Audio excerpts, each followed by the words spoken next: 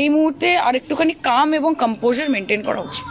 একটা অত্যন্ত কঠিন সময়, টেস্টিং দেয়ার পেশেন্স, তারাও যেন প্রতিবাদ করতে গিয়ে ল অ্যান্ড অর্ডার হাতে না নিয়ে নেয়।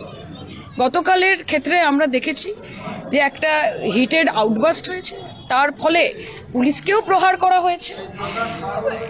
ওইটাও যেমন কাম্য নয়, at the same time police প্রশাসন তাদেরকেও কিন্তু অনেক সেন্সিটিভলি হ্যান্ডেল করতে হবে ইস্যুটা।